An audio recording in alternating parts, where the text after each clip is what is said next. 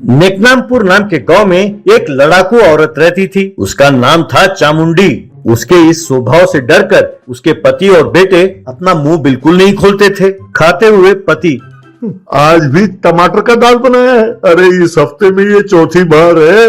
बेटा, रोटी रोटी रोटी। अरे एक दिन तो चावल बना सकती हो ना माँ? तब चामुंडी, क्या बात है, दोनों की जुबान चल रही है। क्या तुम नहीं जानते कि टमाटर सेहत के लिए अच्छा है? तुम्हें और कितनी बार समझाऊं कि चावल से ज्यादा रोटी ताकतवर है। हाँ, दोनों को जब देखो खाने की पड़ी रहती है। हाँ। कहकर उठकर चली गई। तब पति, अब इसे टमाटर के दाल पसंद है तो ये हम पर भी वही थोप रही है। तब बेटा, हाँ बापू, माँ को रोटी पसंद है और चावल बिल्कुल पसंद नहीं है, इसलिए हम पर थोप रही है। यूं दोनों दुखी होते रहते थे। कुछ ही दिनों में चामुंडी के बेटे की शादी नीलिमा नाम की लड़की से हुई। नीलिमा बहुत सुशील लड़की थी। उसकी माँ चल बसी थी, लेकिन उसके पिताजी ने उसे बड़े लाड़ प्यार से पाला था। नीलिमा हर रोज भगवान की पूजा करने के बाद ही कोई भी काम करती थी। वो इतनी धार्मिक थी। शादी के बाद नीलिमा समझ गई कि उसकी सास कितनी लड़ाकू है।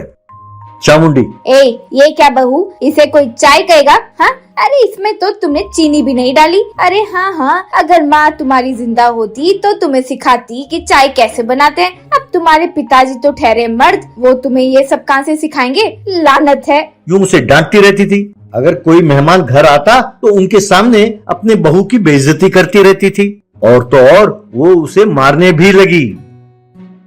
बेचारी नीलिमा के समझ में नहीं आया कि वो अपना दुखड़ा किसके पास रोए। भगवान की तस्वीर के सामने खड़ी होकर वो अपना दुखड़ा सुनाने लगी।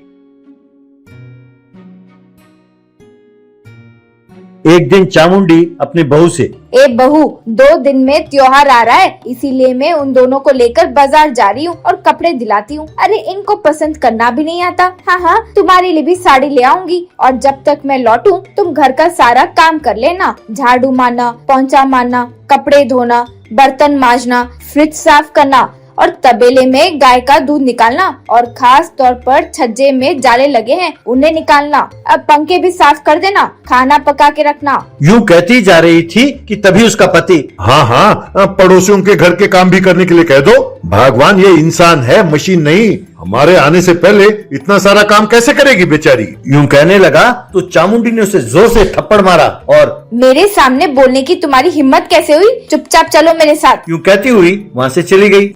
नीलिमा भगवान के तस्वीर के पास गई और, हे भगवान, ये कैसी सजा है? इससे अच्छा तो मैं कुंवारी रह जाती। मैंने सासू माँ को देखा और सोचा कि मुझे माँ मिल गई है, लेकिन मेरा तो ये हाल हो गया है। हे भगवान। कह के रोने लगी। तब भगवान उसके सामने प्रकट हुए और, बेटी नीलिमा, तुम्हें चिंता करने की कोई जरूरत नहीं है।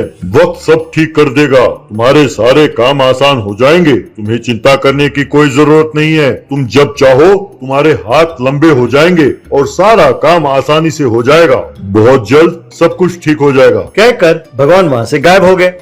नीलिमा दंग रह गई। फिर उसने इच्छा प्रकट की कि उसके हाथ लंबे हो जाएं। बस उसके हाथ लंबे हो गए। बस फिर क्या था, एक हाथ से घर में झाड़ू मारने लगी, दूसरे हाथ से खाना पकाने लगी, एक हाथ से चक्की चलाने लगी और दूसरे हाथ से उसने पंखे साफ किए।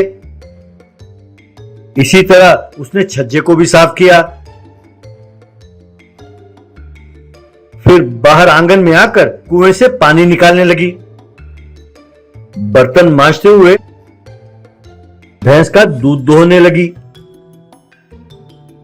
ये देखकर पड़ोसन गश खाकर गिर गई। घर लौटकर जब चामुंडी ने देखा कि सारा काम हो गया तो वो हैरान रह गई। इस तरह नीलिमा अपने सास के कहे हुए सारे काम फटाफट करने लगी। एक दिन पड़ोसन ने चामुंडी को नीलिमा के लंबे हाथों के बारे में बताया। तब चामुंडी, अरे गांव में कुसुर पुसुर हो रही थी कि तुम पगला गई हो, तो ये बात सच है। जाओ अपना काम करो, ऐसे फालतू बकवास सुनने के लिए मेरे पास टाइम नहीं है। ऐसा कहा। एक दिन चामुंडी और नीलिमा बाजार से सब्जी लेकर घर लौट रही थी। तभी एक चोर बाइक में आया और चामुंडी के गले से चेन छीनकर जाने लगा। चामुंडी चोर चोर कहकर चिल्लाने लगी।